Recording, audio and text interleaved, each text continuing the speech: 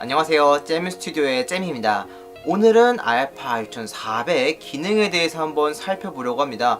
알파 6400에는 굉장히 많은 기능들이 담겨져 있습니다. 많은 기능에 따라 많은 설정들이 있어서 어떤 기능이 있고 어떤 설정을 해야 되는지 알기가 굉장히 어렵습니다. 저 같은 경우에도 알파 6400을 쓰기 전에 알파 6500 그리고 알파 7 마크 2를 쓰면서 대략 3년에서 4년 정도 소니 제품을 써왔지만 이번에 이 영상을 찍으면서 새롭게 알게 된 기능도 있었고 기존에 알고 있었지만 더 자세히 알게 된 기능들도 굉장히 많았습니다. 그래서 제가 이번 시간에 알파 6400 기능을 하나하나씩 다 살펴드리면서 어떤 설정이 있는지도 한번 얘기해 보려고 합니다. 알파 6400 카메라에 대해서 얘기한다고 해서 다른 제품들도 호환이 안 되냐? 그건 아닙니다. 물론 알파 6400에만 있는 기능들도 있지만 알파 6400 말고도 다른 제품에서도 동일하게 있는 기능도 있으니 다른 제품을 사용하고 있는 분들은 해당 부분을 잘 보셔서 한번 다양한 설정들을 해보시길 바랍니다. 그러면은 지금부터 한번 시작해 보도록 하겠습니다. 설정 화면 중 첫 번째 화면입니다. 파일 형식은 총 3가지가 있는데 일반적인 사용자분들은 JPEG를 사용하시면 됩니다. 로우 형식은 사진 원본과 같은 형식이며 특정 프로그램이 있어야 확인 가능함과 동시에 엄청난 용량을 차지합니다. 그러니 상업적 사진을 찍는 분이 아니라면 굳이 선택하실 필요 없습니다. 두 번째는 화질입니다. 가장 좋은 엑스트라 파인으로 해주시면 됩니다. 용량의 문제가 아니라면 굳이 화질을 저하시킬 필요가 없다고 생각이 듭니다. 세 번째는 이미지 크기입니다. 가장 크게 해주시면 됩니다. 이미지가 크고 고화질 상태라면은 사진을 잘라낼 때도 화질 저하가 많이 줄어들고 다양한 방법으로도 사용할 수 있기 때문에 용량 문제가 아니라면은 가장 큰 사이즈를 선택해 주시길 바랍니다. 종횡비는 16대 9를 선호합니다. 요즘은 웬만하면 화면 크기 비율이 16대 9이기 때문에 가장 대중적인 비율을 선택해 줍니다. 다섯 번째는 파노라마 설정입니다. 파노라마 모드에서만 설정 가능한데 사실 파노라마는 핸드폰이 아니면 많이 쓰진 않고 있습니다. 그래도 알려드리자면 크기는 표준으로 그리고 와이드까지 하면서 볼 리는 없기 때문에 표준으로 하시면 될 것 같고 방향은 그때그때에 따라 설정해 주시면 될 것 같습니다. 두 번째 화면입니다. 장노출할 때 쓰는 기능인데 장노출할 때 화질 저하를 막아주는 기능입니다. 많이 쓰고 있진 않지만 일단 화질 저하를 막아줄 수 있기 때문에 켬으로 세팅해 주시면 됩니다. 두 번째는 ISO를 너무 많이 높였을 경우에 화질 저하를 막아주는 기능입니다. 차이 비교를 위해 사진을 찍어왔는데 보이시나요? 크게 차이가 없다고 느껴지시더라도 없는 것보다 있는 게 좋다고 표준으로 세팅해 주시면 될 것 같습니다. 색 공간은 sRGB로 해줍니다. 어도비 RGB 색 구현을 하려면 아주 좋은 모니터나 TV 아니면 100% 구현하기가 어렵습니다. 그렇기 때문에 가장 일반적인 sRGB로 세팅해 주시면은 좋을 것 같습니다.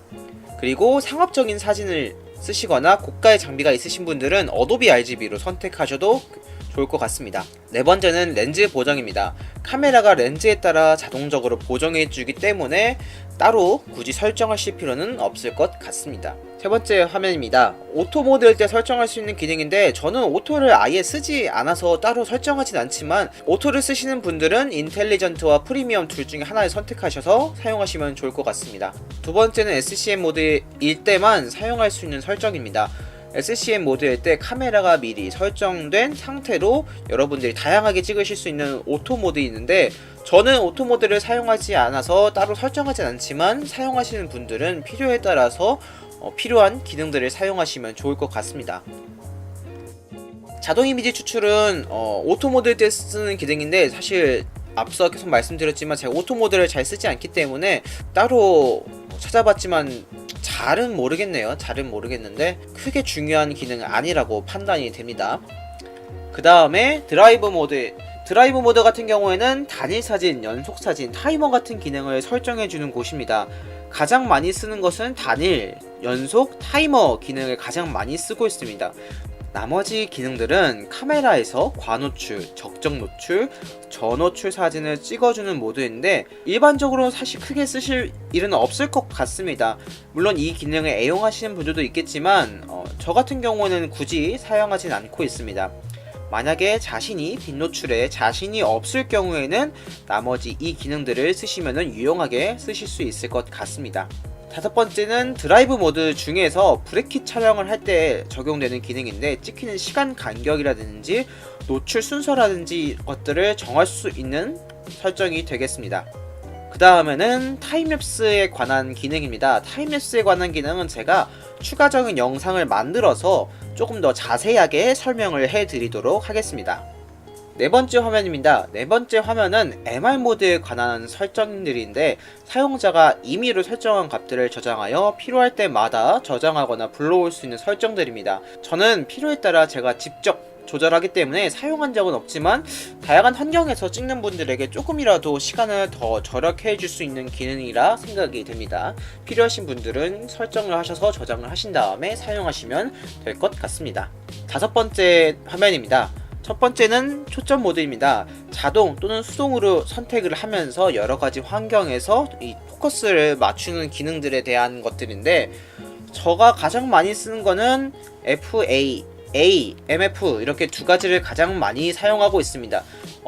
세 개 모두 다 저마다 특징들이 있는데, 자동 같은 경우에는 그냥 가장 편하게 사용할 수 있는 초점 모드가 될 거고, 연속 같은 경우는 몇 가지 기능들을 지원할 때 많이 사용을 하고 있습니다. MF 같은 경우에도 제가 자동이 아니라 수동으로 할 때만 사용하는 기능이라 크게는 이 세 가지를 가장 많이 쓰고 있습니다. 그 다음 두 번째 화면 같은 경우에는 초점 모드에 대한 세부 설정입니다. 셔터 우선을 할 건지, 아니면 초점 우선을 할 건지, 아니면 밸런스를 선택할 건지 세 가지인데, 저는 그 중에 가장 밸런스 타입인 균형 강조로 세팅을 하고 있습니다. 초점 영역 같은 경우는 초점을 맞출 경우 어느 부분을 인식할지에 대한 세팅이며, 저는 가장 일반적으로 중앙 세팅을 사용하고 있습니다. 그 외에도 조금 다양하게 쓸 수 있는 기능들이 여러 가지 있기 때문에 여러분들께서 하나씩 한번 보셔서 각자가 맞는 초점 모드를 한번 찾아보시는 것도 나쁘지 않다고 생각이 됩니다. 굉장히 유용하기 때문에 잘 쓰실 수 있을 거라 생각이 됩니다.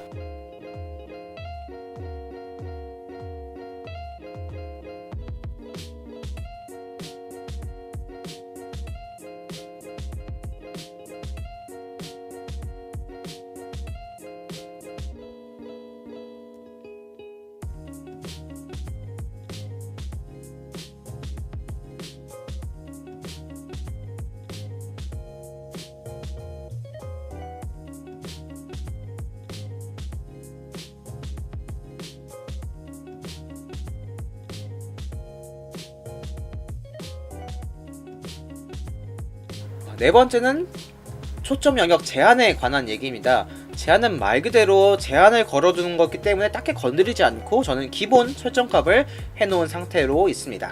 다섯 번째는 가로 세로 찍을 때 초점 전환에 대한 설정인데, 저는 AF 위치 전용으로 사용하고 있습니다. 여섯 번째 화면입니다. 첫 번째는 어두운 환경에서 반 셔터 시 카메라에 빨간 불빛이 나오는 기능인데, 저는 이 기능을 안 좋아해서 꺼놓고 있습니다. 얘가 조금 거슬리더라고요. 필요하신 분들은 보조광 역할을 하기 때문에 빛이 부족한 곳에서는 어느 정도 불빛을 확보하기 위해서 사용하지만, 저는 별로입니다. 필요하신 분들은 켬으로 사용하시고, 나는 좀 별로인 것 같다 생각하시는 분들은 끔으로 해주시면 될 것 같습니다. 두 번째는 초점 맞추 시의 얼굴 인식에 대한 설정인데, 굳이 건드리지 않고 전부 켬으로 또는 자동으로 제가 설정을 하고 사용하고 있습니다. 세 번째는 반 셔터라고 해서 셔터를 반 정도 누른 상태를 말하는데, 이때 초점을 맞추는 기능입니다. 이 기능은 무조건 하시는 걸 추천합니다. 그래야지 쉽게 초점을 맞출 수 있기 때문이죠. 네 번째는 반 셔터를 하지 않아도 카메라에서 초점을 맞춰주는 기능입니다. 처음에는 이거를 켬으로 해놓았다가 원하지도 않을 때 알아서 초점을 자꾸 맞추니까 촬영할 때 좀 많이 짜증이 나더라고요. 그래서 저는 끔으로 지금 사용하고 있지만, 초보자분들은 켬으로 하시는 것도 나쁘지 않다고 생각이 됩니다. 다섯 번째는 아이스타트 AF라는 기능인데, 아무 렌즈에서 사용할 수 있는 설정은 아닌 것 같습니다. 그렇기 때문에 딱히 건드실 수도 없을 거고 건들 필요도 없을 것 같습니다. 그 다음에 AF 영역 등록 기능이라는 거는 말 그대로 AF 영역을 등록해 놓는 건데, 저는 쓸 일이 없어서 끔으로 사용하고 있습니다. 일곱 번째 화면입니다. 여기 있는 설정들은 그렇게 많이 사용할 기능들은 아니라고 생각이 됩니다. 참고로 초점 영역을 와이드나 존을 사용하신다면 연속 AF 영역 표시를 켬으로 하시고 초점 위치는 순환으로 사용하시면 될 것 같습니다. 여덟 번째 화면입니다. 첫 번째는 ISO를 오토로 했을 때 더 밝게 찍힐 것인지 아니면 어둡게 찍힐 것인지에 대한 설정인데, 저는 오토로 웬만하면 사용하지 않고 있기 때문에 이 기능을 딱히 사용하고 있진 않습니다. 두 번째는 ISO를 설정하는 곳입니다. 이 중에는 범위 제한이라는 기능이 있는데, 범위 제한에서 102,400까지 확장을 시켜주실 경우에는 ISO를 102,400까지 찍을 수 있게 됩니다. 하지만 최소값은 100 이하로 떨어지지는 않습니다. 그리고 최소 속도는 셔터를 자동 처리됐을 때만 사용하는 기능입니다. 쉽게 말하면 셔터 스피드를 제한을 거는 설정인데, 저는 셔터 스피드를 제가 직접 설정을 하기 때문에 크게 쓸 일은 없어서 안 쓰고 있는 기능입니다. 세 번째는 측광할 때 어떤 형식으로 할지 설정하는 아주 중요한 기능입니다. 저 같은 경우에는 스팟으로 설정을 하고 있습니다. 초점을 둔 부분이 제일 중요하기 때문에 전반적인 밝기보다는 피사체의 밝기를 더 중요시할 때가 많더라고요. 그래서 이 부분은 옳고 그름은 딱히 없으며, 여러분들이 어떤 피사체를 찍을지, 어떻게 조명을 설정할지에 대해서 생각하신 후에 설정을 하시면 좋을 것 같습니다. 네 번째는 얼굴에서 자동으로 초점을 맞춰주는 기능인데, 생각보다 유용하게 쓰고 있어서 켬으로 하시는 것을 추천드립니다. 다섯 번째는 측광을 할 때 위치를 어디에 둘지에 대한 설정입니다. 저는 중앙으로 사용하고 있습니다. 여섯 번째는 카메라 노출 간격을 설정하는 부분인데, 가장 일반적으로 설정하는 게 0.3입니다. 그래서 저도 0.3으로 사용하고 있습니다. 아홉 번째 화면입니다. 제가 아까도 말씀드렸다시피 반셔터에 대한 설정인데, 반셔터를 했을 때 초점을 이동했을 경우 고정을 하는지 안 하는지에 대한 설정인데, 저는 켬으로 두고 촬영하고 있습니다. 두 번째는 노출 표준 조정이라는 기능인데, 이 기능을 실행을 하시면은 이렇게 경고가 뜹니다. 일반적으로 하지 않습니다. 그렇기 때문에 우리도 일반적으로 하지 않으시면 될 것 같습니다. 열 번째 화면입니다. 열 번째 화면 같은 경우는 플래시에 관한 설정들인데, 저는 이 플래시를 사용하지 않고 있습니다. 내장 플래시 같은 경우에는 빛의 각도도 조절할 수 없고 여러가지로 좀 많이 불편한 느낌이 없지 않아 있기 때문에 사용하지 않고 있지만, 내장 플래시를 사용하신다면은 한 번쯤은 만져보시면은 괜찮을 것 같습니다.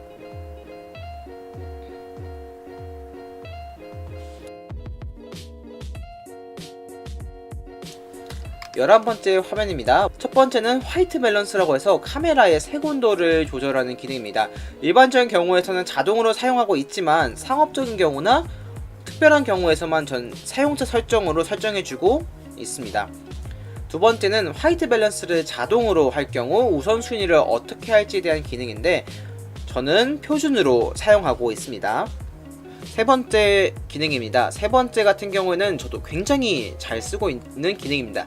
이 기능 같은 경우는 제가 조금 더 구체적인 영상을 따로 만들어서 올릴 예정이지만, DRO나 HDR 같은 경우에는 밝은 곳과 어두운 곳의 그 차이를 줄여주는 기능이라고 생각하면 되겠습니다. 제가 조금 더 이해를 돕기 위해서 예시 사진을 가지고 왔습니다. 레벨별로 달라지는 것을 확인하실 수 있는데, 이 사진을 보시면서 이런 차이가 있구나 라고 보시면 좋을 것 같습니다. 네 번째는 카메라에 설정되어 있는 스타일을 이용하는 기능입니다. 저는 후반 작업을 컴퓨터에서 하기 때문에 이거를 굳이 카메라에서 따로 설정을 하고 있진 않지만, 나름 재밌는 효과들이 꽤 많습니다. 그렇기 때문에 한번 해보시는 것도 좋을 것 같습니다. 사진 효과도 마이스타일처럼 똑같은 여러가지 기능들을 제공하고 있기 때문에 재밌는 사진을 한번 찍어보실 생각이 있으신 분들은 사용하시는 것도 좋을 것 같습니다. 그 다음에 픽처 프로파일이라고 해서 또 굉장히 중요한 기능 중 하나입니다. 픽처 프로파일에 대해서는 제가 또 다른 영상으로 구체적으로 다룰 예정인데, 평상시에는 끔으로 사용을 하고 있습니다. 12번째 기능입니다. 소프트 스킨이라고 해서 말 그대로 피부를 매끄럽게 해주는 기능입니다.